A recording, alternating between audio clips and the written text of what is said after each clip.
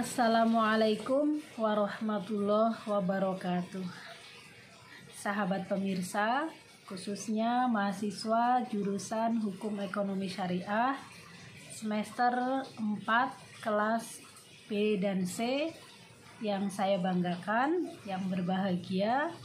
Alhamdulillah, melalui video ini kita akan bersama-sama mengaji, membahas satu kitab yang dikarang oleh Abu Suja Ahmad Al-Husaini. Nama kitabnya adalah Matan Khoyah wa Takrib. Ini kitab fikih yang membahas banyak persoalan, mulai dari toharoh atau bersuci, kemudian ada kitab atau bab tentang pernikahan, kitabun nikah, ada bab tentang jinayah atau hukum pidana, ada juga tentang faraid dan wasiat atau hukum waris, kemudian ada zakat, puasa, haji, dan sebagainya. Nah, sesuai dengan jurusan kita yaitu hukum ekonomi syariah, bab yang akan dibahas adalah bab tentang jual beli, tentang perdagangan, dan juga akad-akad lain yang sejenis dengan perdagangan. Baik, kita mulai, dan sebelum kita mengaji, marilah kita memberikan doa hadiah surat Al-Fatihah untuk penulis atau pengarang kitab ini, yaitu Imam Abu Suja Ahmad Al-Husaini. Al-Fatihah. Bismillahirrahmanirrahim. Alhamdulillahirabbil alamin. Arrahmanirrahim. Suratul ladzina an'amta 'alaihim ghairil maghdubi 'alaihim waladdallin. Amin. Sahabat pemirsa, saya akan membaca secara tekstual kitab ini dalam dua bahasa, yaitu bahasa Jawa dan bahasa Indonesia. Kemudian akan saya terangkan maksudnya dalam bahasa Indonesia. Bismillahirrahmanirrahim. Kitabul buyu'i wa ghairiha minal muamalati. Ini adalah judul babnya.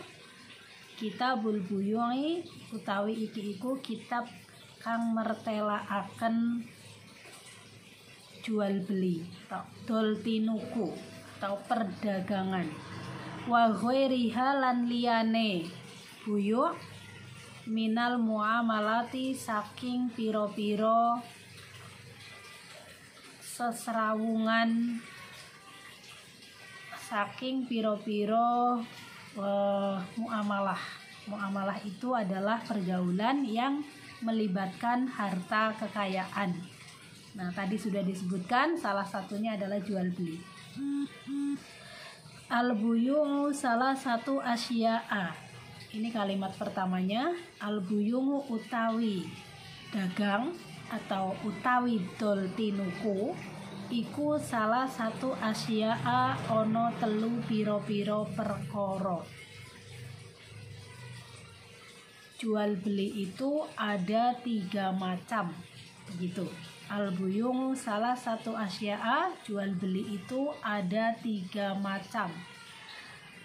Mana yang 3 macam itu? Dirupane telu. Bayu ainin siji, adol kahanan, musyahadatin kang ketinggalan.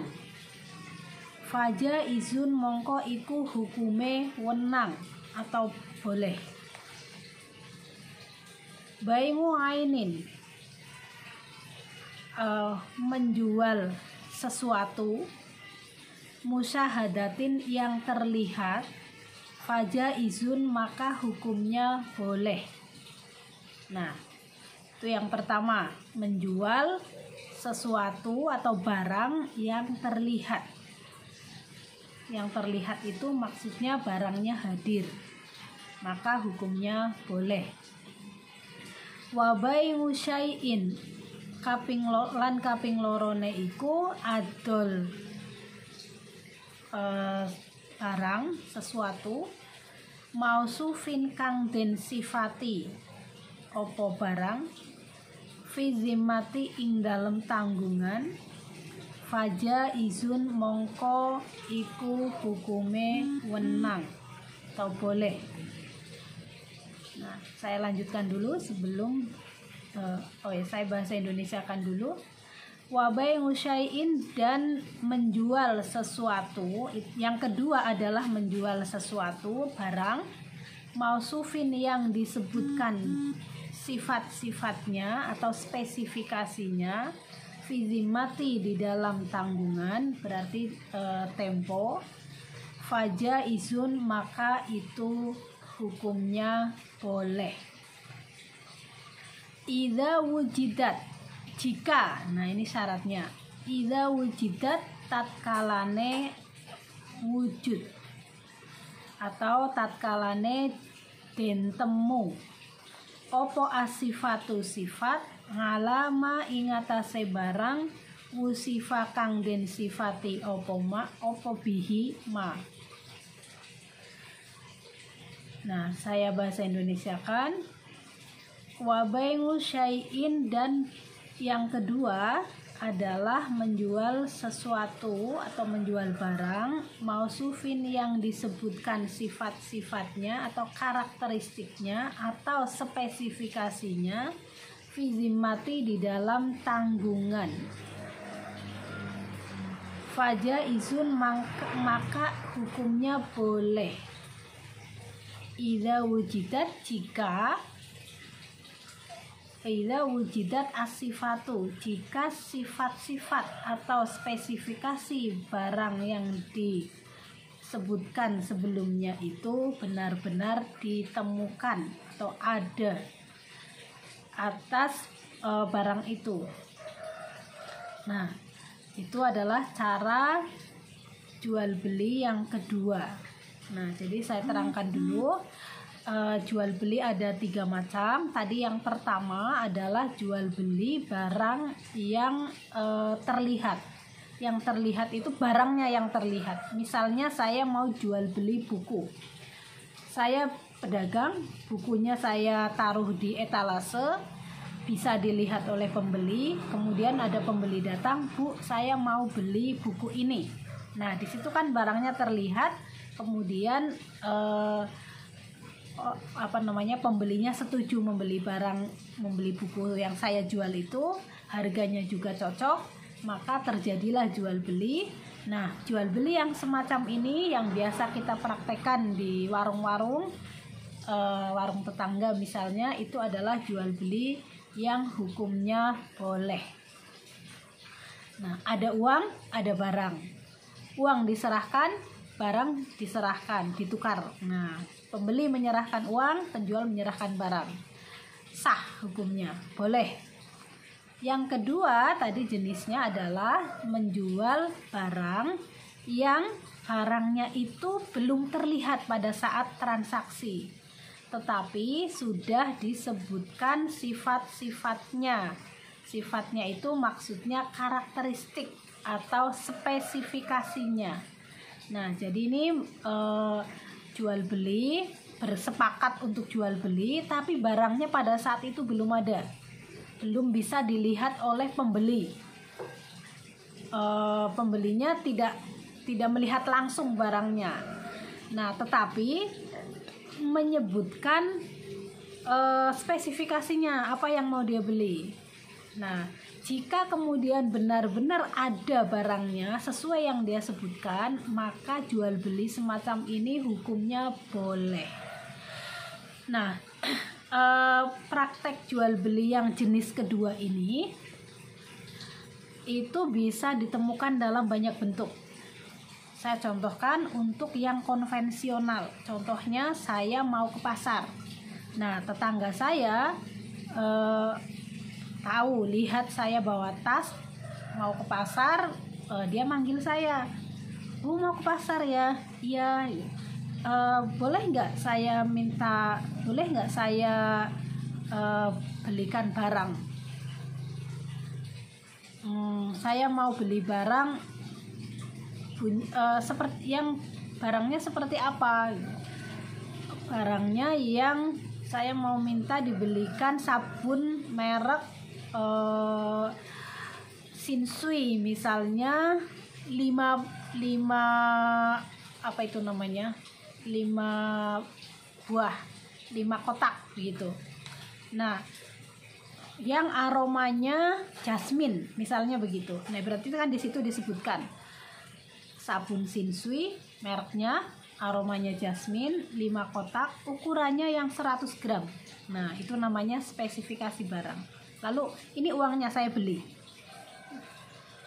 Nah, yang seperti itu boleh hukumnya. Nah, atau dalam praktek yang kekinian kita akhir-akhir ini, dewasa ini sangat mudah ditemukan, yaitu dalam praktek jual beli online. Nah, jadi pedagang itu melalui fasilitas HP di marketplace, misalnya di Tokopedia, di Shopee, Bukalapak, Lazada dan sebagainya, atau di Facebook misalnya, menawarkan barang. Nah, cara menawarkannya adalah dengan memfoto barang yang dia jual, barang jualannya. Misalnya jualan baju. Nah, bajunya itu difoto sehingga calon pembeli bisa melihat bentuk baju itu, modelnya bisa dilihat, warnanya bisa dilihat, kemudian yang tidak bisa terlihat jelas itu ditulis ukuran, lingkar dada 100, lingkar pinggang misalnya 80, panjang dari atas ke bawah misalnya 100 cm. Nah, begitu. Itu kalau foto itu kan tidak bisa memperlihatkan secara langsung ukuran. Nah, maka penjualnya menulis ukurannya di bawah gambarnya. Atau kadang-kadang ditulis L, XL, M dan sebagainya. Itu adalah menyebutkan spesifikasi barang. Kemudian juga disebutkan jenis kainnya. Jenis kain Toyobo, Brukat, Tetron, apalagi ya, Famatek dan sebagainya. Nah, itu disebutkan spandek. Nah, jadi nanti dengan melihat foto dan keterangan itu, calon pembeli tahu, oh barang yang dijual ini spesifikasinya baju, modelnya gamis, kemudian warna yang tersedia di foto itu warnanya biru, kemudian di bawah ada tulisan pilihan warna, ada pink, biru, merah, kuning. Oh, berarti pembeli tahu. Nah, dengan cara seperti itu pembeli akan punya dasar untuk mempertimbangkan dia akan beli atau tidak beli. Nah, ketika dia memutuskan untuk membeli, maka dia klik beli. Nah, kemudian ada harganya di situ, misalnya 200.000, klik bayar, lalu dia mentransfer uang, maka terjadilah jual beli di sini, ya, jual beli barang yang barang nyatanya itu tidak terlihat, tetapi sifat-sifatnya sudah diketahui, disampaikan oleh penjual dan diketahui oleh pembeli. Pembeli setuju, lalu dia membayar. Nah, ini juga jual beli yang diperbolehkan. Contoh yang lain, ini bukan jual beli online, tetapi dengan menyebutkan sifat-sifatnya, itu juga bisa dipraktekkan dalam bidang pertanian. Misalnya, saya datang ke pemilik lahan yang menanam duren. Nah, saya tanya sama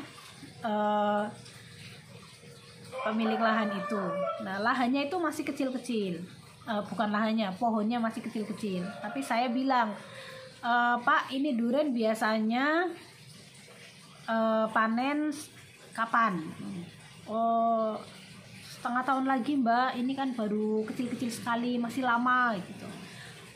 Pak, saya mau beli duren kepada Bapak dengan spesifikasi jenisnya duren montong, kemudian jumlahnya 1 kintal. Kemudian disebutkan lagi spesifikasi yang lain, misalnya yang benar-benar matang pohon. Nah, misalnya begitu. Nah, beliau pemilik lahan ini yang juga seorang pedagang itu kemudian menyanggupi, baik Bu, sekitar setengah tahun lagi saya akan antar kepada Ibu duren dengan ciri-ciri yang Ibu sebutkan tadi. Nah, saya bayar. Berapa Pak harganya? Harganya kalau 1 kintal itu misalnya 10 juta. Nah, 1 kintal 10 juta. Saya kasih duitnya 10 juta. Tapi barangnya diantar tempo. Nah, fi zimmati itu artinya dalam tanggungan, artinya tidak langsung diserahkan. Tempo, seperti jual beli online tadi. Barangnya juga uangnya dikasihkan, barangnya fi zimmati, tempo, nanti. Nah, maka saya transfer sekarang, saya terimanya besok atau besoknya lagi sesuai dengan ekspedisi. Nah, sesuai dengan lamanya barang itu dikirim melalui ekspedisi. Nah, itu namanya jual beli dengan menyebutkan sifat-sifat barangnya, sementara barangnya pada saat itu belum terlihat, tetapi penjual dan pembeli sudah sepakat untuk melakukan jual beli, dan pembeli itu membayar, lalu penjual menyerahkan barangnya secara tempo. Tempo itu artinya tertunda, tidak saat itu juga. Nah, biasanya maksud saya jual beli online yang kita kenal sekarang ini merebak atau marak itu belum terlalu lama, mungkin 10 tahun terakhir. Nah, tetapi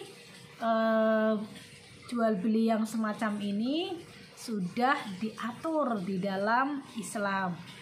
Nah, salah satu buktinya adalah kitab ini, kitab Ghoyah Matan wa Takrib, yang ditulis sudah ratusan tahun yang lalu. Itu ternyata sudah membahas tentang jual beli yang kita praktekkan sekarang. Meskipun pada saat itu judulnya atau penyebutannya bukan jual beli online, karena waktu itu belum ada internet, jadi belum dibahas. Saya lanjutkan. Wa bai'u ainin, kaping telune iku adol kahanan ghaibatin kang ora ketinggalan atau kang samar.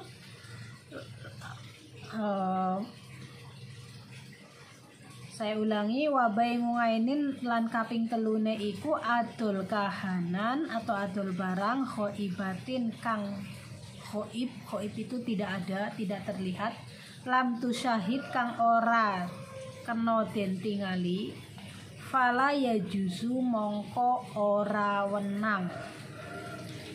Nah, nomor 3 ini adalah menjual barang yang barangnya itu tidak terlihat tetapi juga tidak jelas.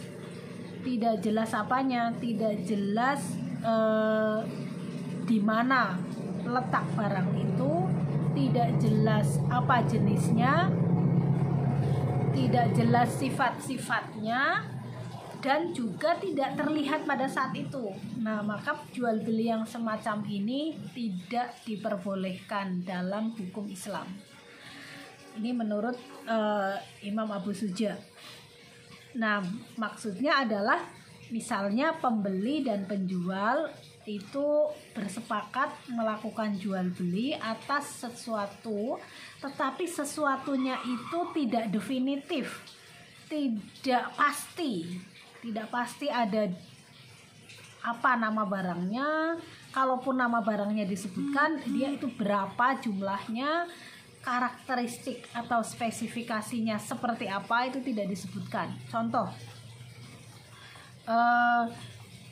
Bu Zulfa itu jualan buku ya? Iya. Saya beli dong Bu bukunya. Oh iya, bisa. Berapa Bu? 100.000. Lalu duitnya dikasih 100.000. Tetapi dalam transaksi itu tidak disebutkan itu buku apa, tebalnya berapa, judulnya apa, buku tulis atau buku cetak. Kemudian kalau buku cetak itu isinya apa, nah itu tidak disebutkan, tidak ada judulnya. Nah, maka jual beli yang semacam ini adalah jual beli yang tidak jelas. Nah, ini hukumnya tidak boleh. Saya kepengen sekali beli ikan. Nah, kemudian ada orang tahu bahwa saya punya ikan. Dia beli. Bu, saya beli ikannya. Boleh berapaan? 50.000. Nah, tapi dia tidak menyebutkan, padahal ikan saya kan macam-macam, ada ikan koi, ikan nila, ikan hias, ikan lele. Nah, dia tidak bilang, saya juga tidak bilang, saya juga tidak tanya ikan apa, tapi saya terima duitnya. Nah, jual beli yang semacam ini nggak jelas begini, itu hukumnya tidak boleh. Nah, ada lagi jual beli yang barangnya itu bahkan tidak bisa dipastikan apakah bisa diambil atau tidak. Misalnya jual beli burung yang sedang terbang di angkasa. Itu burung saya. Dia mengklaim begitu. Oh ya, bagus ya, saya beli ya. Oh iya, tapi burungnya terbang entah kemana, dan apakah balik atau tidak itu juga tidak jelas. Apakah itu betul-betul miliknya, itu juga tidak jelas. Nah, jual beli yang penuh ketidakjelasan seperti ini, tentang maksudnya barangnya tidak jelas, itu tidak diperbolehkan. Saya lanjutkan, tinggal sedikit. Wayasihu lan sah opo baingu kulit tohirin adol saben-saben barang kang suci, muntafiin kang bisa dialap manfaate opo bihi tohir, mamlukin kang den miliki. Wala yasihu lan ora sah opo baingu ngainin adol kahanan atau adol barang najisatin kang najis, wama lan ora sah adol barang la manfaata kang ora ono manfaate fihi ing dalem ma. Nah, bahasa Indonesianya wayasihu sah hukumnya baingu kulitohirin menjual setiap barang yang suci, muntafiin yang bermanfaat, muntafiin bihi yang bisa dimanfaatkan, maksudnya bisa ada manfaatnya, mamlukin yang dimiliki secara penuh, milik sendiri. Nah, wala yasihu dan tidak sah baingu ngainin menjual sesuatu atau menjual barang najisatin yang najis, wama dan menjual barang la manfaata fihi yang tidak ada manfaatnya atau yang tidak bisa dimanfaatkan. Nah, ini adalah syarat sah jual beli. Bagian ini menerangkan tentang syarat sah jual beli, bahwa jual beli itu syaratnya adalah yang pertama, ini syarat barangnya harus suci. Suci itu artinya tidak najis. Nah, misalnya saya jual meja. Nah, di meja ini terbuat dari kayu. Kayu itu adalah bahan yang suci, bukan terbuat dari tulang belulang hewan yang hewan itu hewan mati. Nah, kalau seperti itu nggak boleh karena itu adalah bangkai. Bangkai itu najis. Kemudian nggak boleh juga jual beli apa itu namanya, yaitu tadi bangkai ayam misalnya, karena ayam itu najis, maka tidak boleh dijual belikan. Muntafi'in fihi, yang bisa yang kedua syarat sah jual beli itu barangnya bisa diambil manfaatnya, bisa dimanfaatkan. Nah, artinya jual beli barang yang tidak ada manfaatnya itu menurut kitab ini, menurut pengarang kitab ini tidak sah. Contohnya apa? Contohnya jual beli hewan yang kalau dia beli itu sebenarnya tidak berguna. Misalnya jual beli semut. Mungkin semut ada manfaatnya untuk kepentingan sesuatu, tetapi ketika kita tidak bisa memanfaatkannya untuk apapun, kalau untuk penelitian mungkin bisa ya, tapi kalau kita beli bukan untuk penelitian, ya beli aja, menjual sesuatu yang tidak ada manfaatnya. Apa sih manfaatnya semut? Jual beli nyamuk misalnya, nah itu kan tidak ada manfaatnya.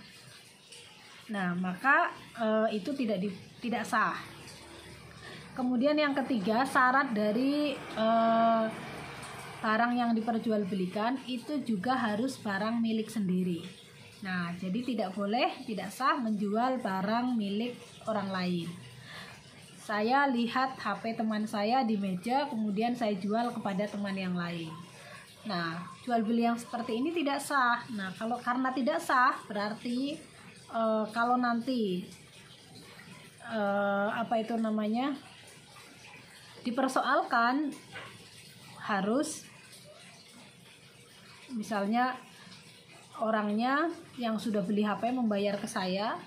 Nah, itu dia tidak tahu kalau HP itu adalah HP milik teman saya.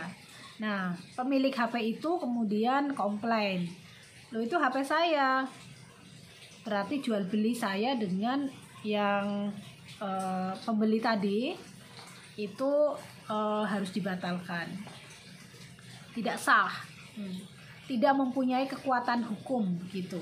Nah, jadi tidak bisa dilanjutkan. Nah, artinya apa? Artinya syarat barang yang diperjualbelikan itu adalah tadi, satu, harus barang yang suci. Yang kedua, harus bisa diambil manfaatnya. Dan yang ketiga adalah kepemilikannya utuh milik penjual. Nah, jadi kesimpulannya, jual beli itu ada 3 macam, yaitu jual beli yang pertama, barang yang terlihat di depan mata, antara penjual dan pembeli saling tahu, nah itu hukumnya boleh. Yang kedua, jual beli yang menggunakan penyebutan spesifikasi, itu boleh jika kemudian barangnya betul-betul ada. Yang ketiga, jual beli barang yang tidak jelas, yang ghaib, yang tidak terlihat, tidak disebutkan spesifikasinya, nah itu yang tidak boleh. Terakhir, syarat barang yang diperjualbelikan adalah tohir, suci, kemudian bisa diambil manfaatnya dan milik sendiri. Nah, maka tidak boleh menjual barang yang bukan milik sendiri.